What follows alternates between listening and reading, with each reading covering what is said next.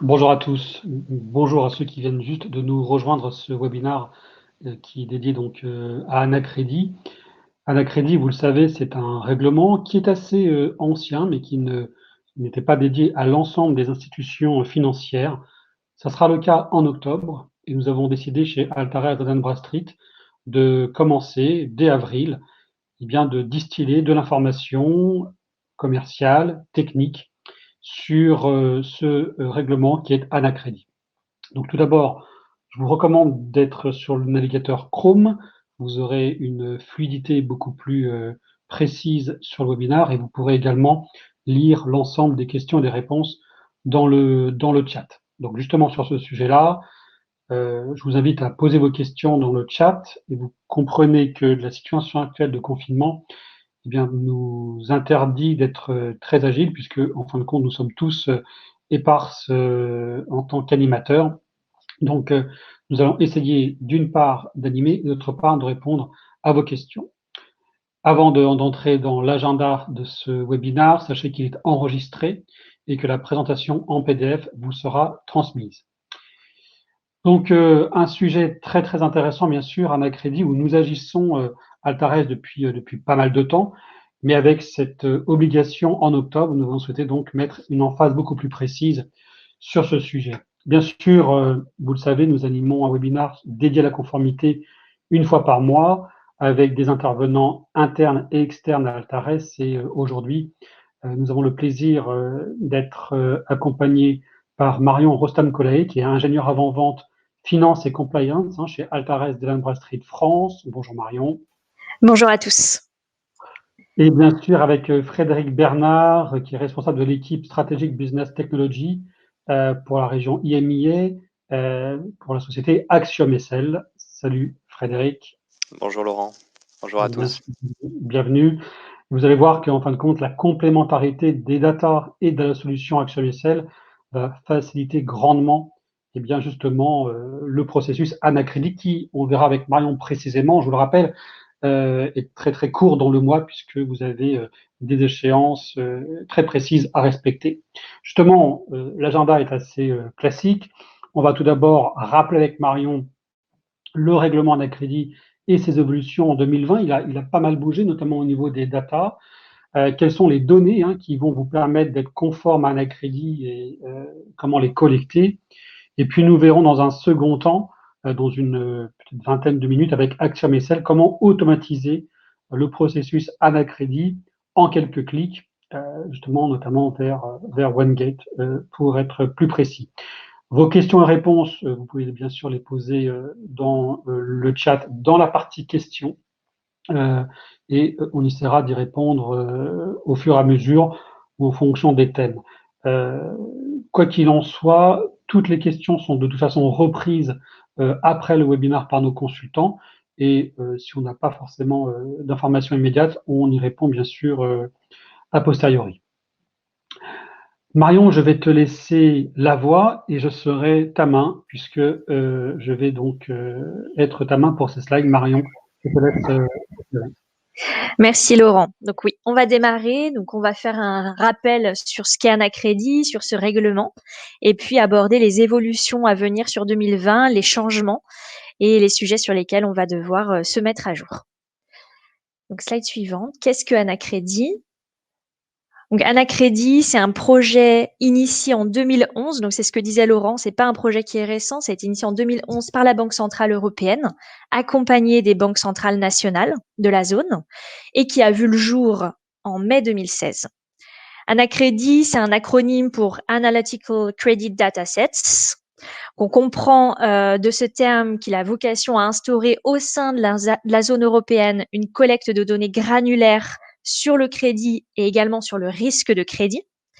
L'objectif pour l'Union européenne, c'est de créer une base de données unique, statistique et harmonisée au sein des différents pays sur tous les crédits qui sont accordés par les établissements financiers de la zone.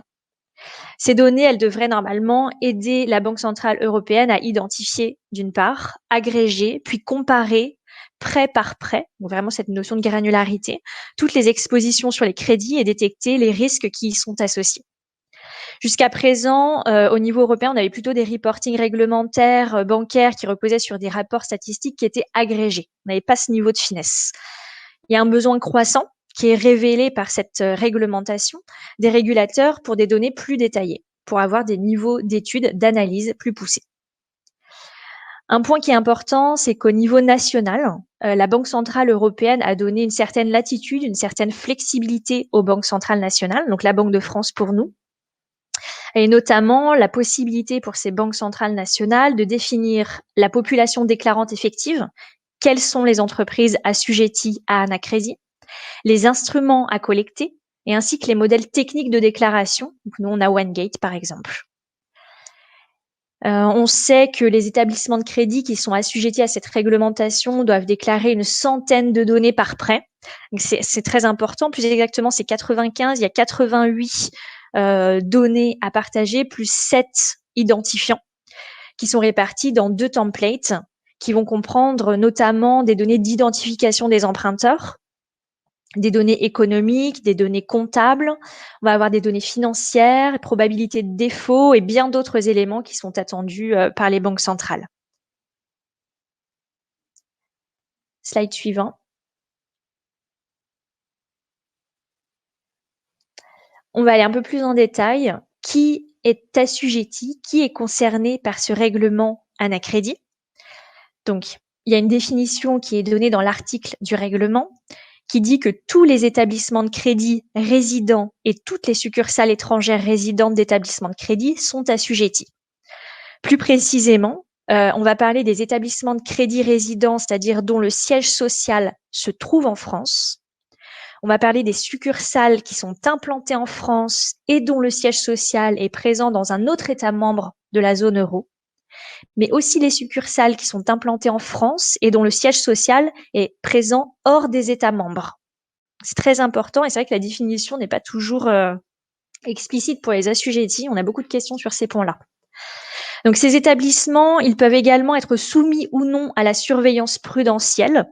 On a du mal, et les assujettis ont du mal à savoir s'ils sont réellement assujettis ou non, parce qu'il n'y a pas de liste officielle qui est partagée et qui est publique sur la liste de ces établissements. En revanche, comment savoir si vous êtes assujetti? Quelque part, c'est assez simple, c'est que tous les établissements assujettis à la collecte Anacrédit reçoivent un courrier postal nominatif de la part de la Direction générale des statistiques de la Banque de France, et ce, au moins 18 mois avant la date du premier reporting à fournir. Donc, toutes les entreprises assujetties sont informées par courrier. Elles n'ont pas à se poser la question, suis-je assujetti ou non? Et en parallèle, vous devez le savoir, jusqu'à présent, la Banque de France définissait également un périmètre d'établissement de crédit qui pouvait bénéficier d'une dérogation à Anacrédit, c'est-à-dire qu'elle n'était pas encore soumise à l'envoi du reporting mensuel dans OneGate. Donc, ces établissements recevaient également un courrier nominatif de la part de la Direction générale des statistiques de la Banque de France pour être informés que pour le moment, ils dérogeaient à cette obligation de reporting jusqu'à nouvel ordre. Voilà comment ça fonctionne. Ensuite, quels sont les crédits concernés par Anacrédit? À partir de quel moment je dois déclarer? Donc, il y a ce qu'on appelle le périmètre de déclaration. Il y a un premier jalon, pour l'instant on est dans le premier jalon d'Anacrédit, qui va concerner les contreparties personnes morales, c'est-à-dire les crédits qui sont accordés aux entreprises. Ça va être notamment des crédits donc accordés aux entreprises, des créances commerciales éventuellement, des crédits multidébiteurs, des crédits bail, etc. Et on doit déclarer dès lors que l'engagement de l'établissement de crédit va dépasser un seuil, et ce seuil, il est pour le moment fixé à 25 000 euros. Donc plus précisément, on va parler de la valeur cumulée par débiteur. Dès que pour un débiteur donné, j'ai une valeur cumulée de crédit accordé supérieure à 25 000 euros pour le mois, je dois déclarer ce débiteur dans le reporting Anacrédit. Donc, on comprend de cette définition que jusqu'à présent, il y a une exception qui est faite, c'est-à-dire qu'on n'a pas besoin de déclarer les prêts qui sont accordés aux particuliers. Ça, c'est un point qui était important. Cependant, il y a quand même une précision à apporter. On doit quand même déclarer tous les crédits qui sont accordés aux entreprises individuelles. Ces crédits doivent également être déclarés dans le cadre du reporting Anacrédit. Voilà, pour qui et quoi.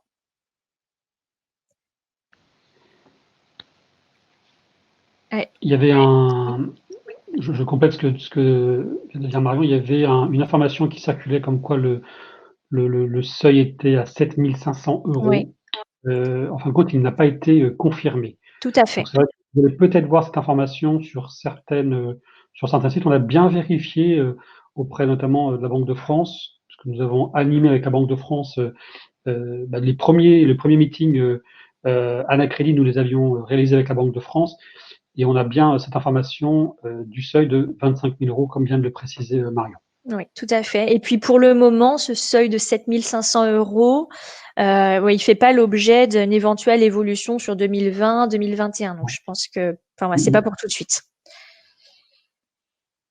Donc slide suivant, on va parler rapidement de la partie sanctions. Je pense que vous êtes tous informés sur ce point. Pourquoi on serait sanctionné? Ce serait en cas de non-respect des obligations réglementaires, notre mauvaise volonté, notre incapacité, la mauvaise qualité des données en termes des déclarations statistiques pourrait entraîner des sanctions par les autorités de tutelle qui pourraient aller jusqu'à un retrait de l'agrément. Donc, ce sont des sanctions qui sont quand même conséquentes.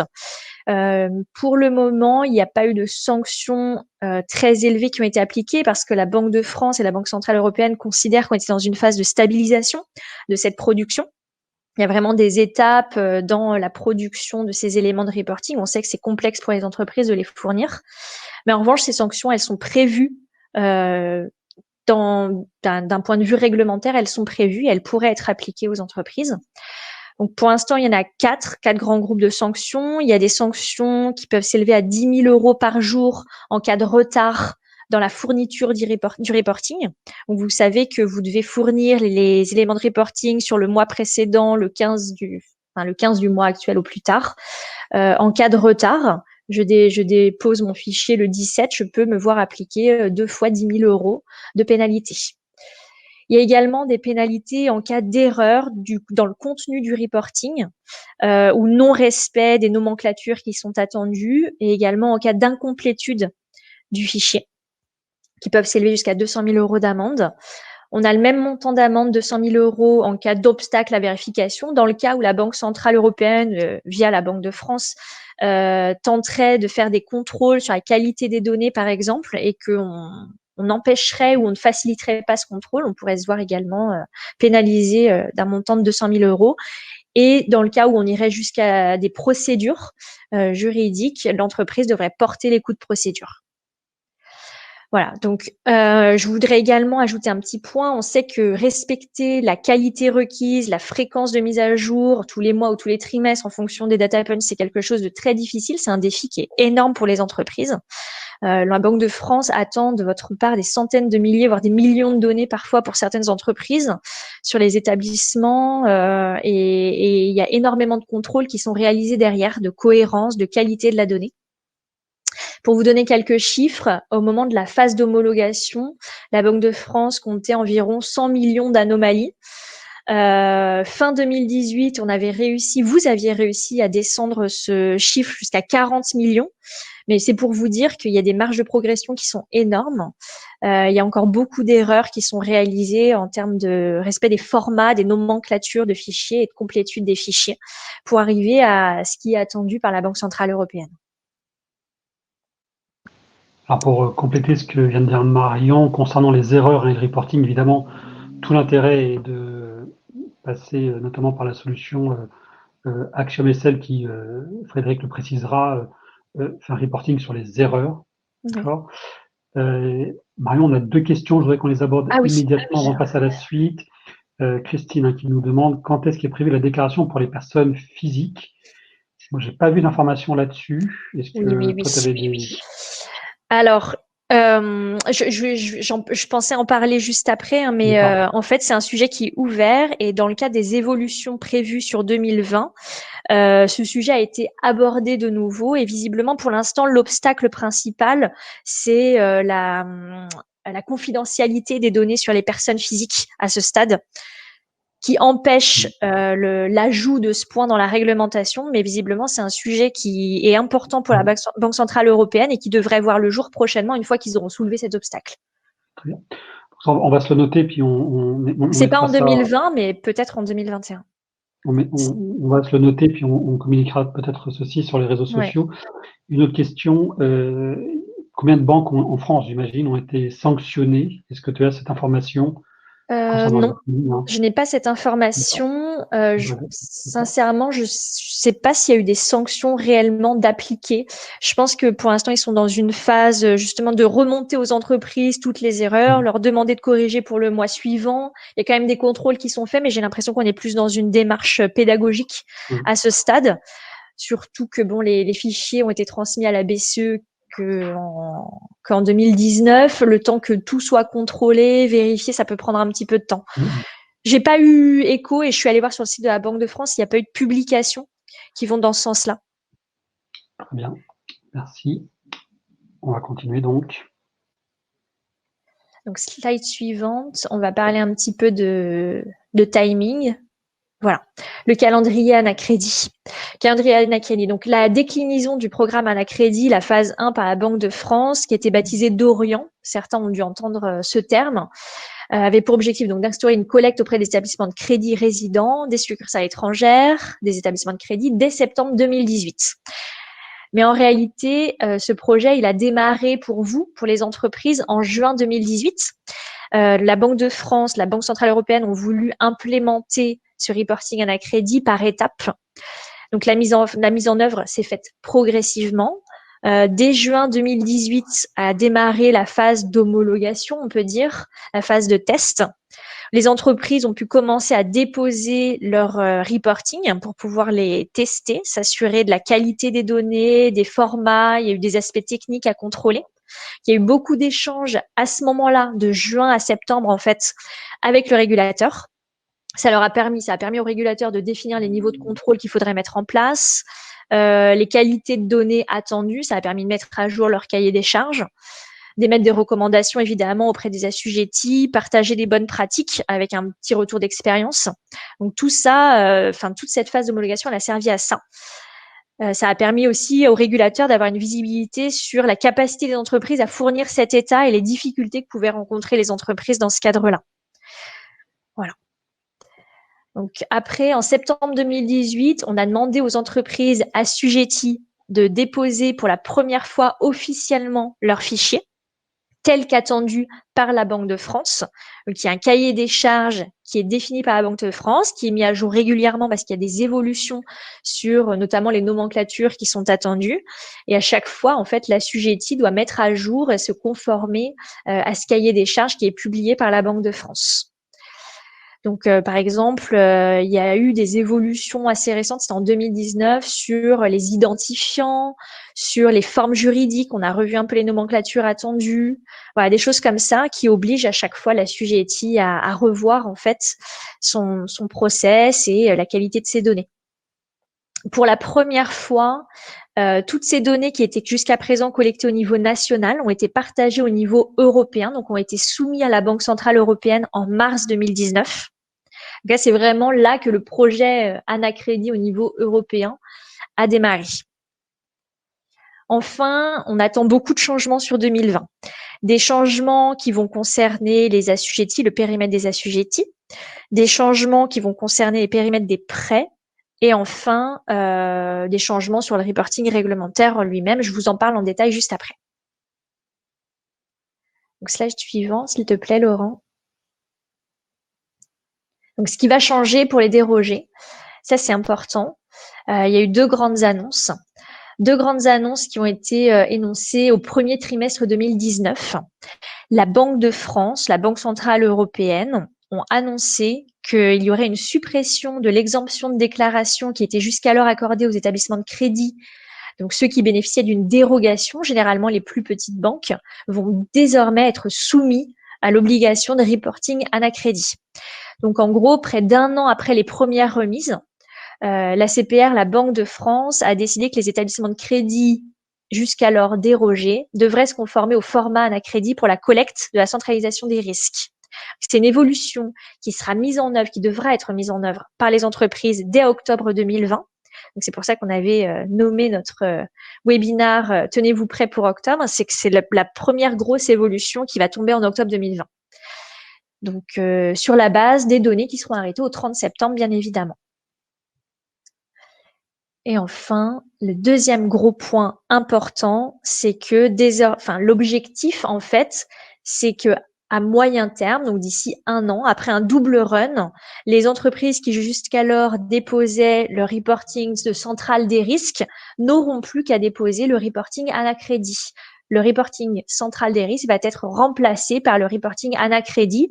Bon, bien sûr, la Banque de France se laisse un petit peu de latitude et se dit, on verra, on va voir pendant 1 an avec ce double run, la dépose des 2 fichiers, si le reporting Anacredit est de suffisamment grande qualité pour remplacer ce reporting central des risques. Ça, c'est les 2 grosses annonces qui ont eu lieu. Enfin, il y a d'autres changements qui sont évoqués. Donc, je vous remercie pour votre question tout à l'heure. Effectivement, c'est un point qui nous est souvent remonté et c'est des sujets qui sont abordés par la Banque centrale européenne et les banques centrales nationales. C'est quand allons-nous élargir le périmètre de déclaration aux prêts consentis aux particuliers?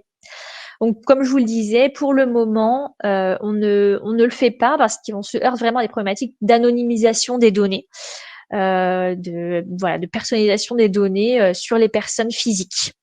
C'est toujours en discussion. Mais une fois que ce point aura pu être levé au niveau national, au niveau européen, le périmètre de déclaration va s'élargir forcément aux prêts consentis aux particuliers.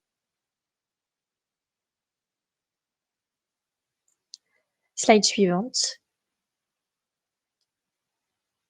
On va aborder là ce qui est attendu concrètement en termes de données dans le cadre du reporting Anacredit. Donc, les établissements déclarants, les établissements assujettis doivent remettre une déclaration qui va correspondre aux attentes de la BCE complétée par les spécificités nationales, en fait. Il y a vraiment un cahier des charges qui est fourni par la Banque de France, qui est très précis et qui peut être mis à jour au fil de l'eau. Le standard, on va dire Anacredit, il demande aux établissements financiers de reporter des informations qui sont détaillées, donc ils peuvent parfois utiliser le terme data points, sur leurs contreparties, donc les contreparties auxquelles ils consentent des crédits, mais aussi sur toutes les expositions associées. Donc, on sait que c'est un enjeu conséquent pour vous, pour les entreprises, notamment en termes de disponibilité de l'information. Est-ce que je possède toutes les informations qui sont attendues dans le cadre de ce reporting, ou bien est-ce que je vais devoir aller chercher ces informations, les collecter autrement? Est-ce qu'il va falloir produire pour chaque exposition une centaine d'attributs, comme on l'a vu, donc les instruments, les montants restants dus, les devises, les taux d'intérêt, etc., avec des informations également sur les collatéraux apportés en couverture. Pour vous donner un peu de contenu, il y a 2 templates qui sont attendus, 2 templates qui sont à remettre mensuellement auprès de la Banque centrale nationale via WineGate. Donc, au sein du template 1, nous, on distingue 2 grands types d'attributs qui sont attendus. Les attributs de la table 1 vont être relatifs aux contreparties, à la connaissance de la contrepartie, tandis que les tables 2, 3, 4 et 5 vont plutôt concerner les instruments qui ont été consentis à ces contreparties. Dans le template 2, on va retrouver des attributs donc, de la table 7 et 8 qui vont concerner plutôt les protections. Et enfin, les tables 9 et 10 qui vont être plutôt au sujet des défauts de contrepartie. Au sein des templates 2, les attributs de la table 6, donc qui concernent ici les données comptables, doivent être mis trimestriellement. C'est la seule petite exception. Nous, côté Altares de Dun & Bradstreet, on est capable d'accompagner nos clients sur la table 1 du template 1, c'est-à-dire les données qui concernent les références de la contrepartie.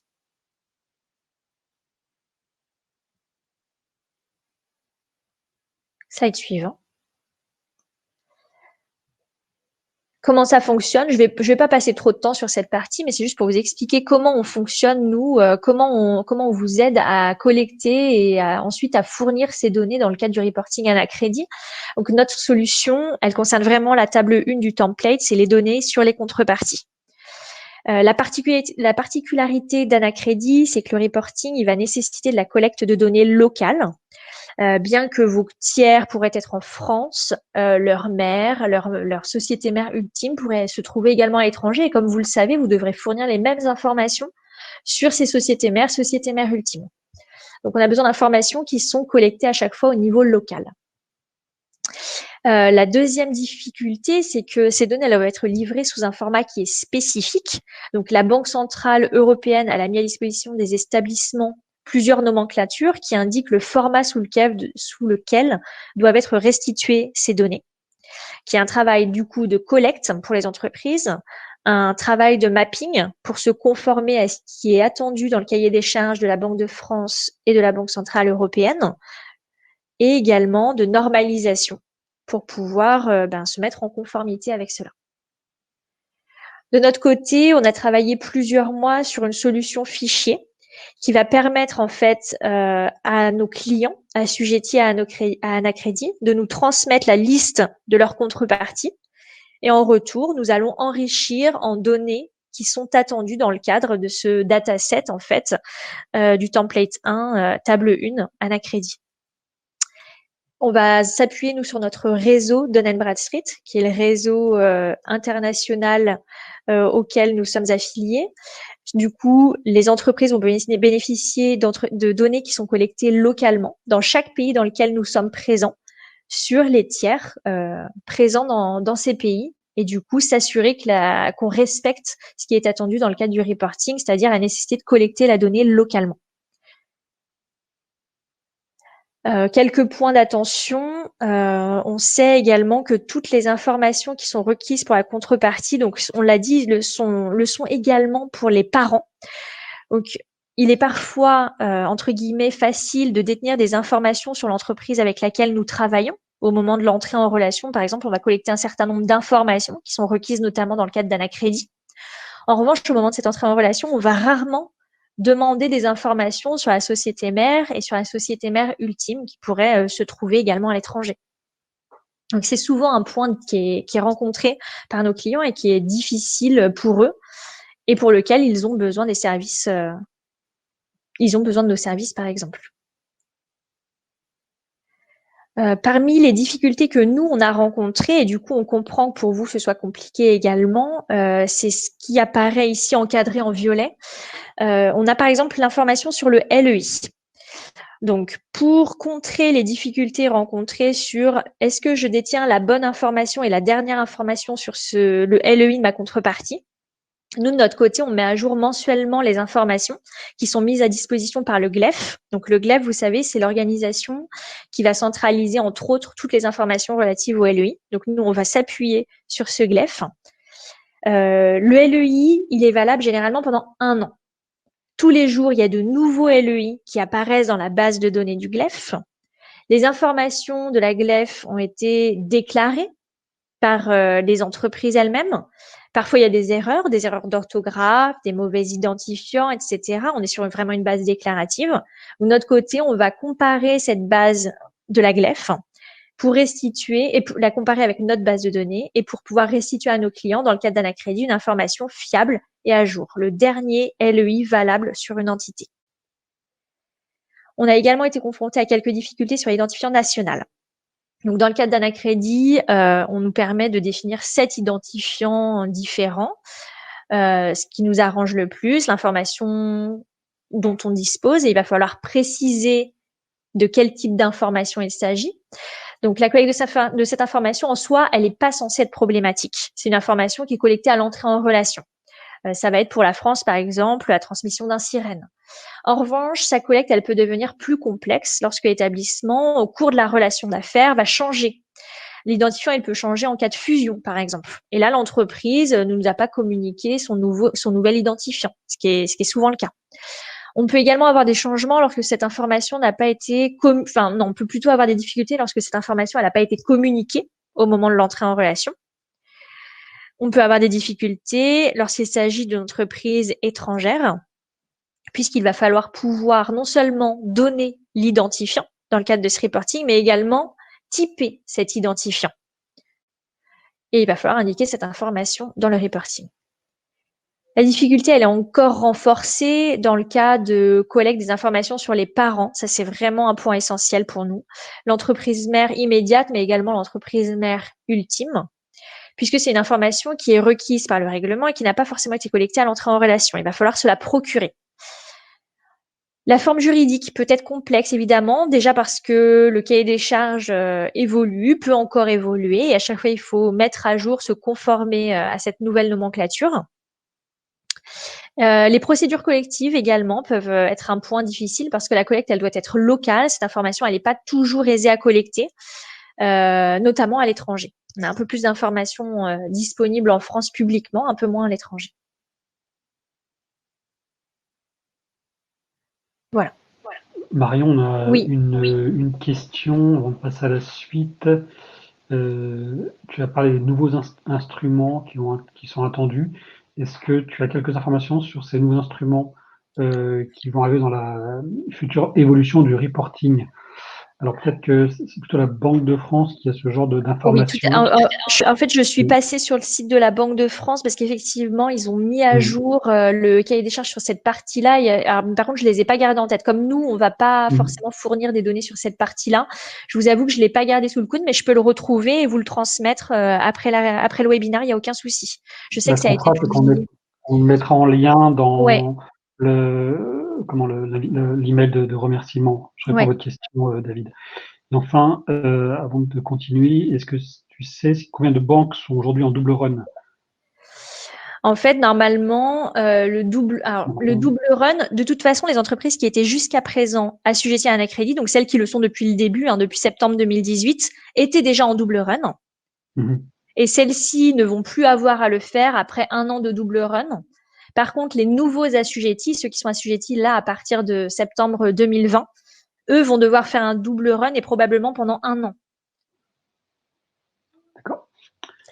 Et alors, le nombre de nouveaux assujettis, non, je le connais pas. En fait, je sais que en 2018, la Banque de France avait publié qu'environ 415 établissements de crédit et succursales devraient être assujettis à Anacrédit et que sur ces 415, on avait 220 dérogés. Donc aujourd'hui, normalement, la population déclarante effective, ou en tout cas à partir de septembre 2020, ce serait les 415. Donc de 415 moins 220. Après, est-ce qu'il y a eu des nouvelles entreprises entre 2019 et 2020? Je ne sais pas. Il n'y a pas eu de nouvelle publication. Mais c'est à peu près 415 entreprises assujetties à Anacrédit qui doivent déclarer. Et sur ces 415, il y en a la moitié qui ont déjà fait le double run pendant 1 an et la nouvelle moitié, en fait, qui va devoir le faire. Je rappelle que les néobanques, toutes les banques en ligne que l'on voit Oui. arriver sont également assujetties à Anacrédit. On parle du processus, Marion? Oui. Rapidement sur notre processus, comment ça fonctionne. Donc, Altares va réceptionner de la part de ses clients, des entreprises, une liste de contreparties. C'est les contreparties pour lesquelles vous devez faire des déclarations Anacrédit. Ensuite, on va faire ce qu'on appelle une DUNS numberisation, un matching. On va attribuer un DUNS number qui est l'identifiant unique au niveau international sur une entité. Ensuite, nous allons enrichir le fichier en données Anacrédit dans le respect de ce qui est attendu par la BCE et la Banque de France, y compris l'enrichissement sur les entreprises mères et les entreprises mères ultimes, bien entendu. Derrière, ce fichier va être mis sous surveillance chez nous. Tous les mois, nous vous enverrons les modifications qui ont eu lieu sur ces contreparties. Nous ferons des enrichissements tous les mois sur les nouveaux clients que vous nous enverrez. Et ensuite, les entreprises qui, de votre côté, ne sont plus dans le périmètre de déclaration, donc les contreparties pour lesquelles vous n'octroyez plus de prêts au-delà de 25 000 euros, seront sorties de ce reporting, de cette surveillance. Donc, on fait tout ce travail de mise à jour qui est également un point difficile pour les entreprises.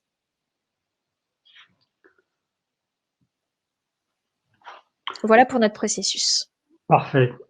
Parfait. Merci beaucoup Marion pour toutes ces précisions.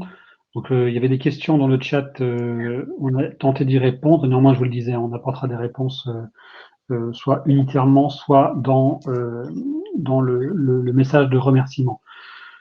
Ce que je vous propose maintenant, c'est de regarder justement comment ce fichier qui vous sera transmis par Altares mensuellement, comment vous allez pouvoir en fin de compte le déposer plus facilement via Action MSL.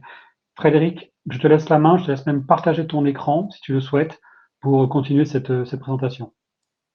Merci Laurent. Alors, laissez-moi juste partager mon écran. Hop, activer le partage. Oui, j'en profite, il y a une question. Marion, si tu es toujours là, alors je vais lire la question telle que je l'ai reçue. Une question, donc, quand ton contrepartie est en procédure confidentielle, donc mandat, etc., compte tenu du caractère confidentiel de la procédure, doit-on en faire la déclaration? C'est une question assez technique. Je ne sais pas si Marion, tu as une première réponse sur ce sujet. Sinon, on prendra votre question et on la complétera.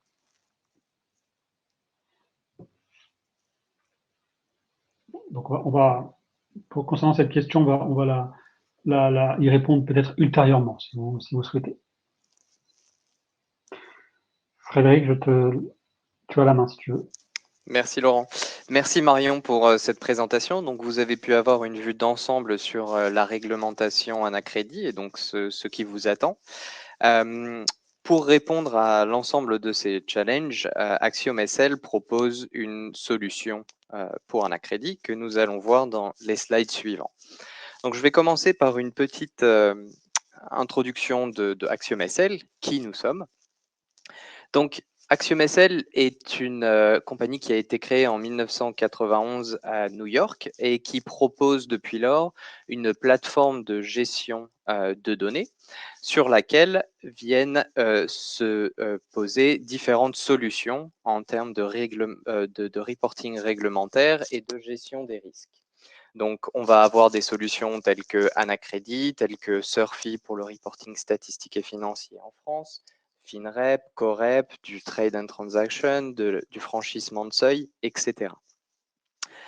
À cela viennent s'ajouter un ensemble d'innovations, puisque nous ne nous arrêtons pas au simple reporting réglementaire, mais nous proposons aussi d'adapter nos solutions et notre offre aux avancées technologiques qui nous sont offertes. Donc, nous avons par exemple développé il y a peu un outil de data lineage qui permet de tracer la donnée de bout en bout tout au long d'un processus. Nous avons aussi développé la plateforme avec une interface complètement web, ou encore la possibilité d'utiliser des technologies telles que Spark pour augmenter les performances, notamment avec les volumes de données qui sont de plus en plus importants, comme par exemple avec Anacrédit, qui est un reporting qui est granulaire.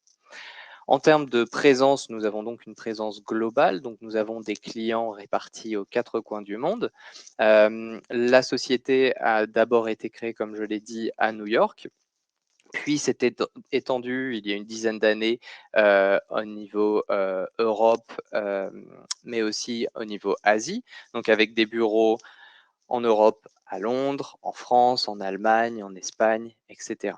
En France, nous sommes arrivés il y a à peu près 5 ans avec un nombre de clients qui ne cesse d'augmenter, notamment sur les 2-3 dernières années, avec l'un des principaux challenges qui est apparu il y a effectivement 2 ans avec Anacrédit. Donc, nous avons développé une solution qui couvre jusqu'à présent une quinzaine de juridictions à travers la zone euro et pour lesquelles nous proposons un processus de bout en bout qui va prendre en compte l'ensemble des validations définies par les banques centrales nationales ainsi que la Banque centrale européenne.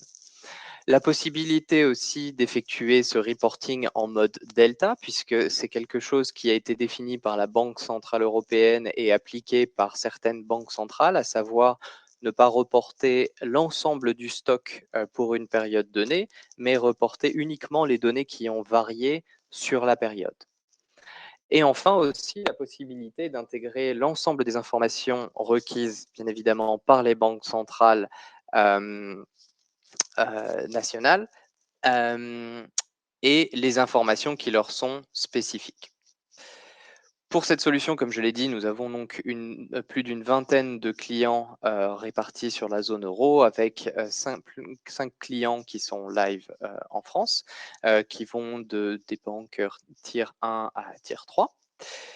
Et enfin, un autre aspect, c'est la possibilité d'avoir la solution sur le cloud. C'est quelque chose qui prend de plus en plus d'importance finalement dans l'industrie maintenant, d'autant plus avec ces demandes qui sont de plus en plus pressantes en termes de performance, de données, et pour lesquelles les entreprises, les banques n'ont pas forcément les capacités en interne en termes de stockage et en termes d'exécution.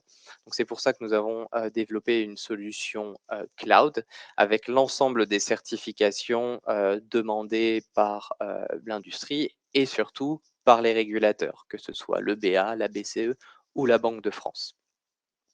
Donc voilà en quelques mots Axiom SL, qui nous sommes.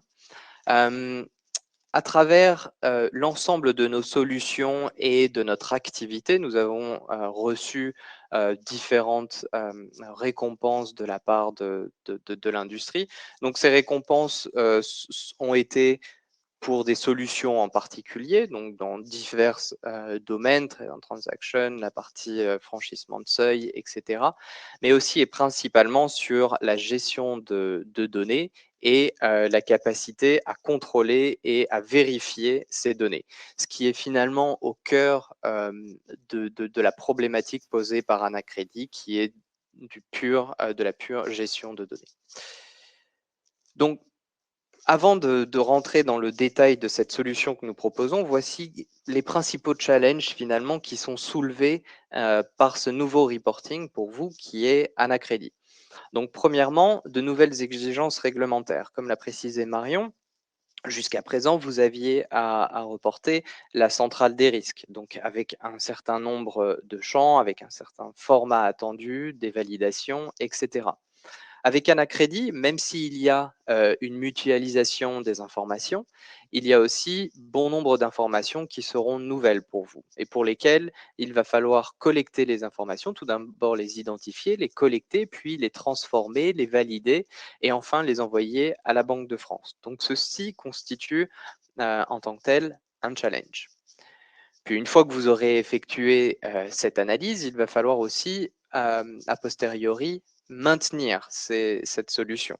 Car au vu de ce qui s'est passé depuis la première soumission en octobre 2018 et même avant cela, lorsqu'on était encore dans la phase d'implémentation, de nombreuses modifications sont apportées, d'une part par la Banque centrale européenne, mais aussi par les banques centrales nationales, à savoir la Banque de France dans notre cas. Donc, ces nouvelles modifications sont apportées principalement sur les validations qui sont attendues, mais aussi sur les données, le format et aussi les règles de gestion. D'autre part, il y a aussi l'automatisation et le suivi. Donc l'automatisation, à savoir s'assurer qu'on a un outil qui va nous permettre de générer le reporting Anacredit et d'automatiser ce processus afin, bien évidemment, de réduire le risque opérationnel. Mais aussi un suivi, car comme on l'a mentionné précédemment avec Marion, il y a jusqu'à présent beaucoup de retours de la Banque de France qui sont liés à des erreurs sur la qualité de la donnée, sur les validations de ces données. Donc il faut s'assurer que l'outil dont vous disposez vous permet de traquer finalement ces erreurs afin de pouvoir y remédier. Il y a aussi justement par rapport à ces erreurs et comment les traiter, l'aspect ajustement et les permissions associées.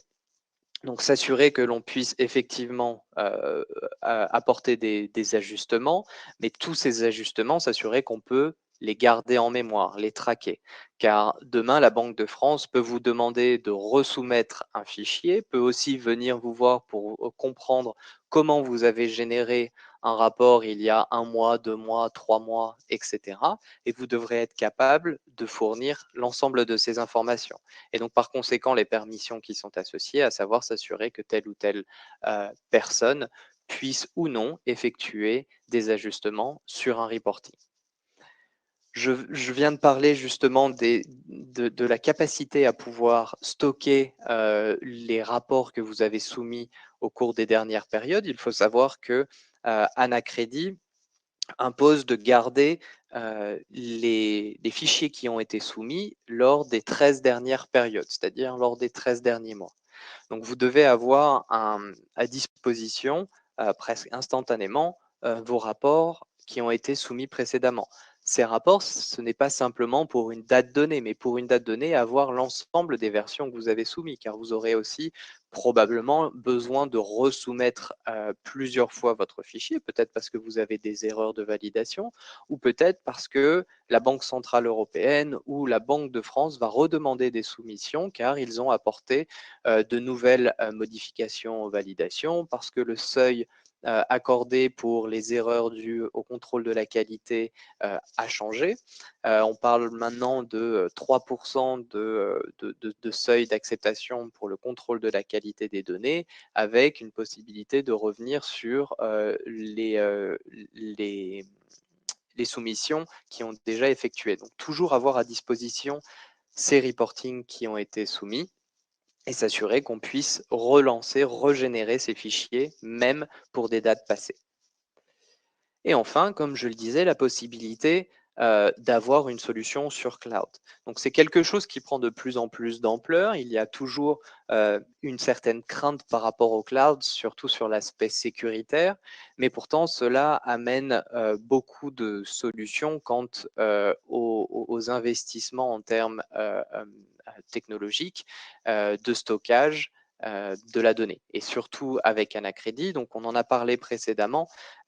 C'est une réglementation qui évolue, qui a évolué déjà jusqu'à présent avec de nouvelles validations, par exemple, mais qui va évoluer avec les nouvelles phases à venir dont a parlé Marion, notamment avec plus de données au niveau des personnes physiques, mais aussi avec de nouveaux instruments qui vont rentrer en compte dans les années à venir, à savoir les produits dérivés, les garanties de prêt, etc.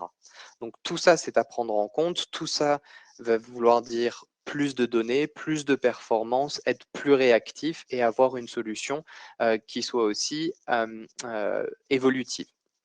Donc voici un panel de challenges que soulève Anacredit.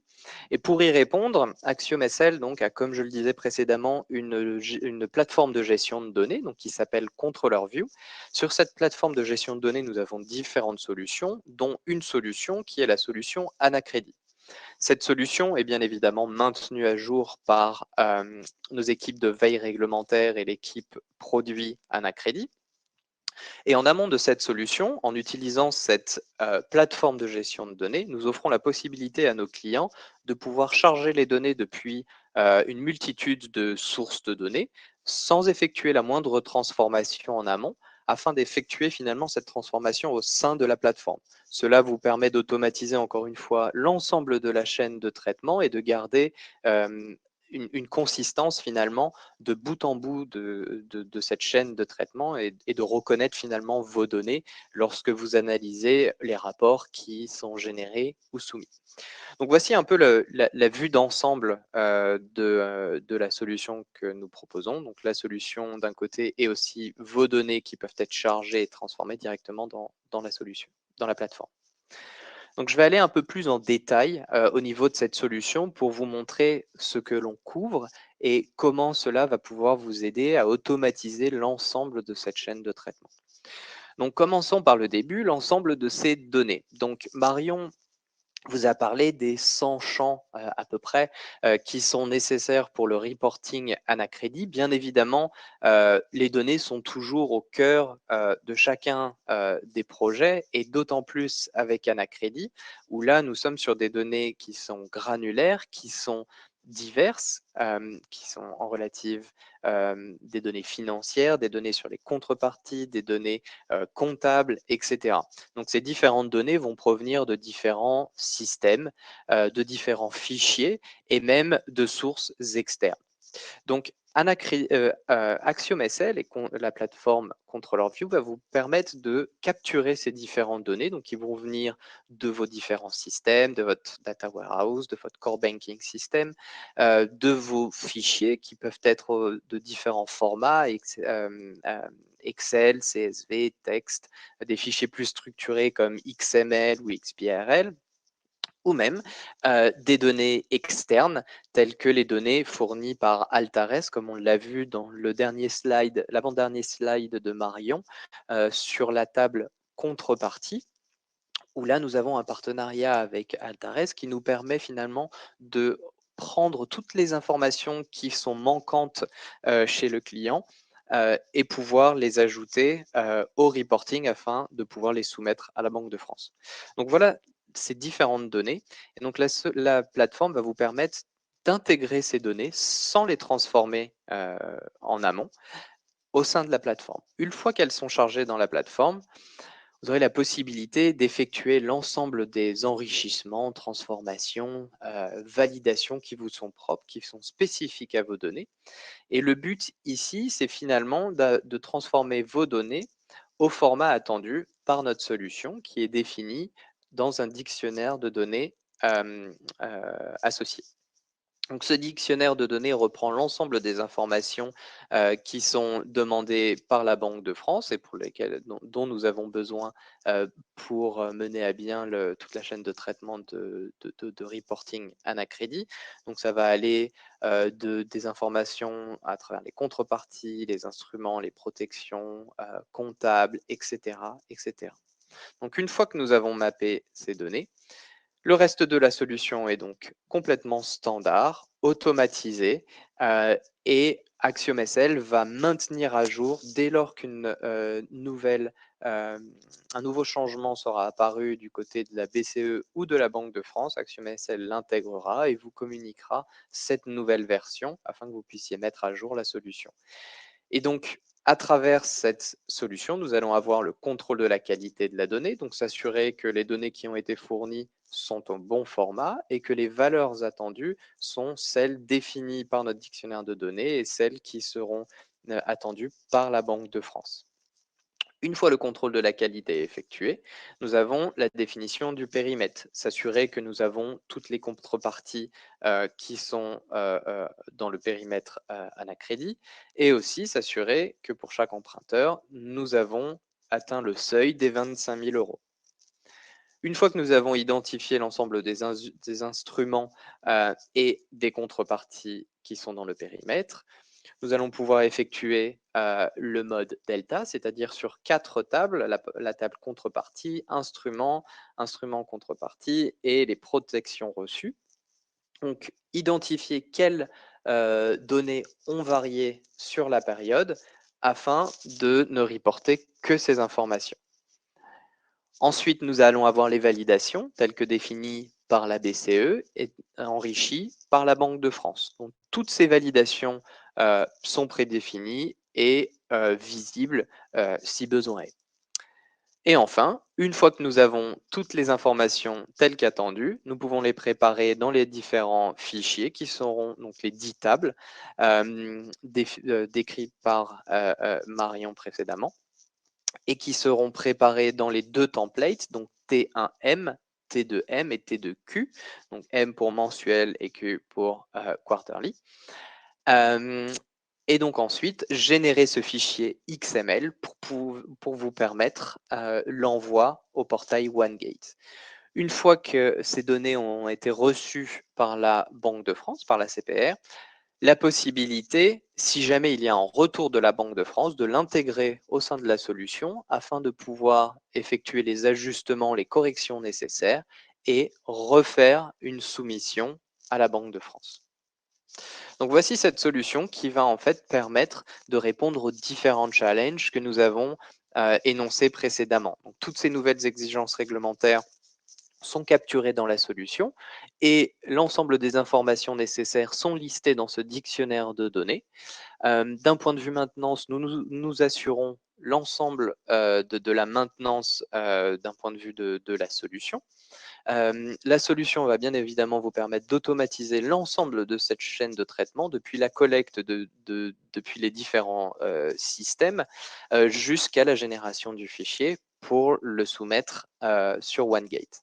Effectivement aussi la possibilité d'effectuer des ajustements tout au long de la chaîne de traitement, d'avoir aussi un tableau de bord vous permettant d'identifier les informations clés, à savoir combien j'ai de données qui ont été chargées, la possibilité de recharger rapidement des données, de voir combien de données sont en erreur pour pouvoir y apporter une correction, et enfin, les rapports qui ont été soumis et s'il y a eu des retours de la Banque de France. Enfin, le contrôle des versions, la possibilité de garder en mémoire l'ensemble des fichiers qui ont été générés ainsi que les données qui ont été utilisées et la compatibilité avec le cloud. Donc voilà la solution. Maintenant, avant que nous passions à la partie questions-réponses, nous avons voulu ici lister quelques questions qu'il est bon de se poser avant de mettre le pied dans l'engrenage et s'assurer finalement que la solution pour laquelle vous allez opter est la plus adaptée, la plus optimale. Donc d'un point de vue de la donnée, s'assurer que vous avez bien identifié les données nécessaires à Anacredit et non pas une partie des données, mais bien l'ensemble des données, puisque c'est quelque chose qui est clé pour la Banque de France et la BCE, d'un point de vue de la qualité et de l'exhaustivité des données. S'assurer aussi que votre solution va pouvoir capturer les données depuis plusieurs sources, qu'elles seront bien au format attendu. D'un point de vue réglementaire, s'assurer que l'outil va pouvoir confirmer et s'assurer de la bonne qualité des données, de aussi prendre en compte l'ensemble des validations définies par la Banque centrale européenne et la Banque de France. Sachez qu'il y a plus de 200 à 300 validations pour la France. Et aussi, il faut penser à demain. Anacredit, ça ne s'arrête pas en octobre 2020 avec la première soumission ou après tout le reste est finalement prédéfini. Non, il va y avoir différentes étapes. Donc, on a parlé de la phase 1, de la phase 2 et même de la phase 3, avec d'une part les personnes physiques et d'autre part les nouveaux instruments, notamment les dérivés.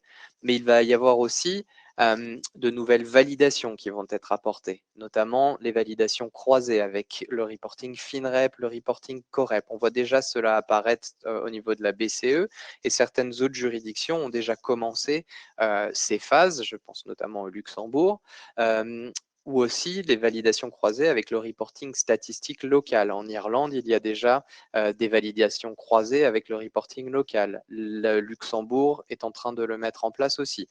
Et en France, bien évidemment, cela devrait arriver dans les mois ou les années à venir. Donc, s'assurer que la solution que vous avez est évolutive. Il y a un autre aspect, c'est le format XML. C'est quelque chose qui est très important puisque la Banque centrale européenne a voulu mettre un point d'attention sur ce sujet puisqu'il y a encore énormément d'erreurs au niveau du format qui est fourni, s'assurer finalement que le fichier est bien tel qu'attendu par les banques centrales nationales, car si le fichier reçu n'est pas au format attendu, vous n'êtes pas en conformité. Ce n'est pas parce que vous avez soumis que vous êtes en conformité. Donc ça, c'est quelque chose qui est très important. Et d'un point de vue opérationnel, évidemment, s'assurer que l'on a un outil qui permet d'automatiser cette chaîne de traitement, qui va vous permettre d'effectuer ces ajustements, mais aussi de pouvoir les tracer. Et si cela est applicable aussi, s'assurer que l'outil va pouvoir permettre de s'étendre à de nouvelles juridictions ou de nouveaux rapports. On a vu les validations croisées FINREP, COREP ou potentiellement SURFI. Est-ce que la solution va pouvoir me permettre de recevoir ces informations pour les différents autres reportings réglementaires? Donc voilà des pistes pour vous aider dans l'implémentation de la solution Anacredit. Voilà, Laurent, je te redonne la main. Merci Frédéric. On a une question technique sur le format. Est-ce que le format CSV est possible via la solution Axiom SL? Alors, en entrée, effectivement, le format CSV, on peut charger les données au format CSV, texte, Excel, etc. Parfait, merci Frédéric. Il n'y avait pas d'autres questions, on les a prises au fil de l'eau. Ce que je vous propose, c'est de clore ce webinaire qui était très très complet, hein, vous l'avez bien bien compris. Merci Marion, merci Frédéric, merci à tous de votre disponibilité et bien sûr, prenez soin de vous. Bonne journée à tous. Bonne journée.